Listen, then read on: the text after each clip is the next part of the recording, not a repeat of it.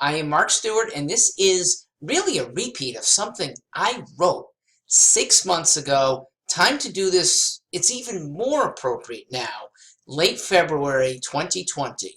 And it goes like this. There is, and was 6 months ago, a haunting feeling among Democrats. It's now, as Marx would call it, a specter that is haunting Democrat voters.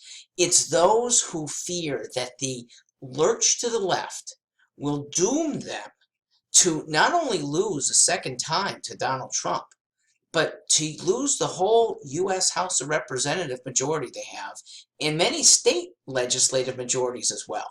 Trump and the Republicans will be blasting the, quote, he'll say, the party of Elizabeth Warren, Rashida Tlaib, Tom Steyer, Ayanna Pressley, the party of Tom Perez, Ilhan Omar, Kamala Harris, and AOC. And it's meaningful. It resonates.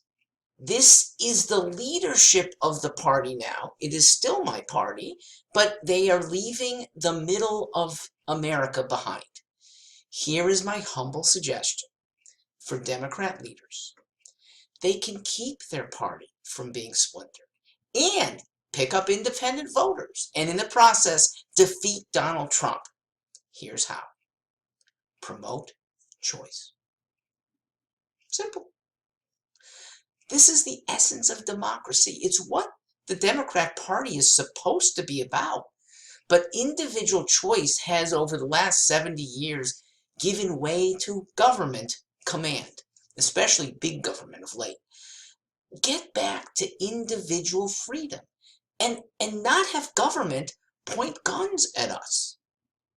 This means choice in schools, choice in healthcare, choice in labor benefits, choice in welfare systems, choice in retirement benefits, and choice in purchasing what we want, not be subject to a damn tariff.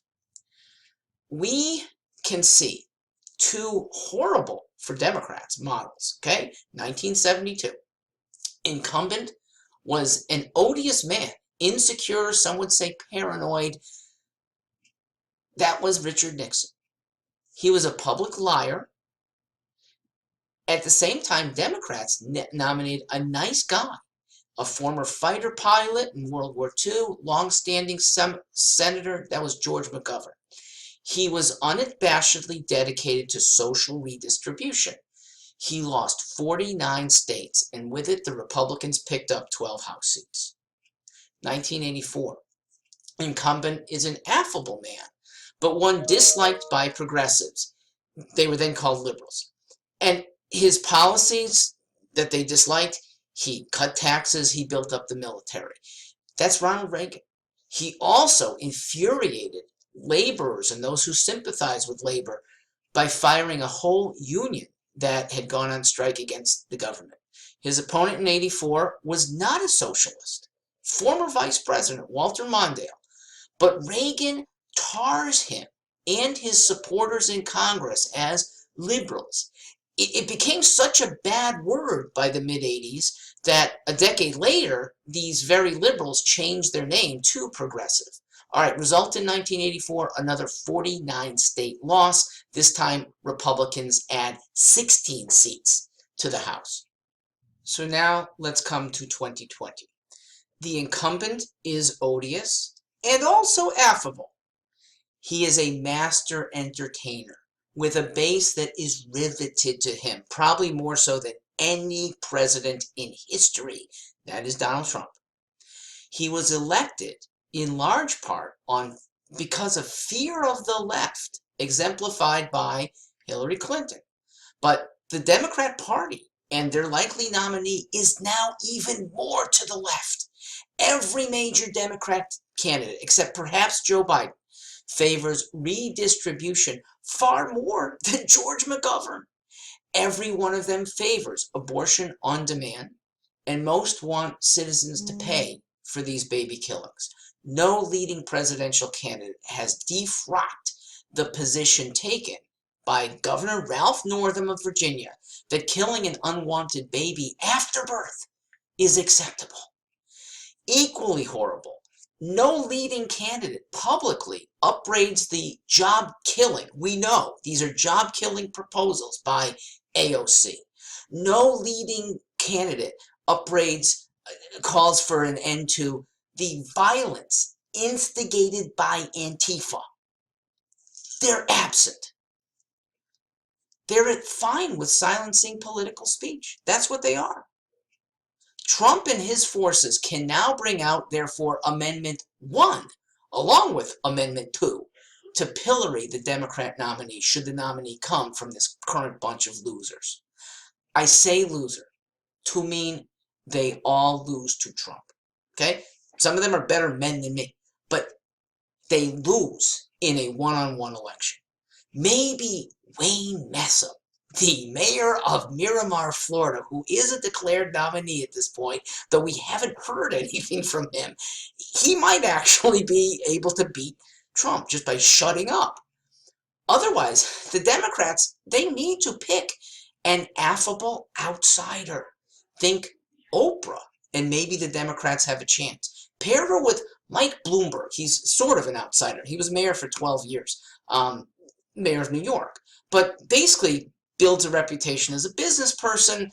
Democrats, they need to swallow that he's worth $40 billion and nominate him anyways for VP.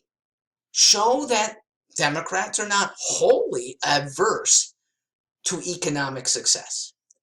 And this can be the message, whoever the nominee is. Ready? Choice is good. When you have socialist systems that some of you want, but we don't force it upon the rest, this is good.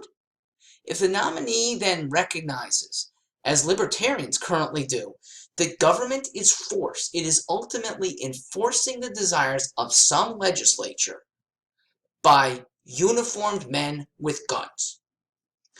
Frankly, they should choose a liberty-minded Democrat. It's why I myself did get into the race. 6 months ago, I was toying with it. I am a candidate for VP. Should the party want me?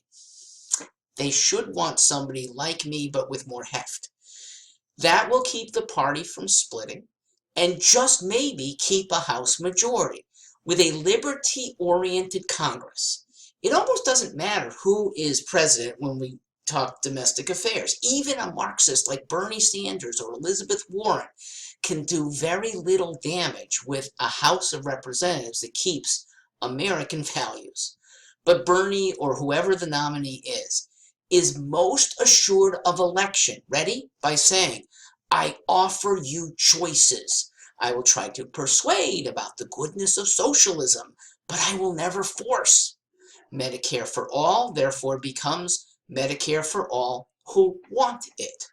Social Security becomes the choice for those who trust that the government will be around in 40 years to pay them in full. And it's an opt-out for those of us who put more trust in themselves than in government. This is the American way. Let Democrat leaders return to, again, looking American. And Trump loses a lot of arrows that are right now in his quiver. All right, I'm Mark Stewart. We'll see how this plays out. Thank you for listening.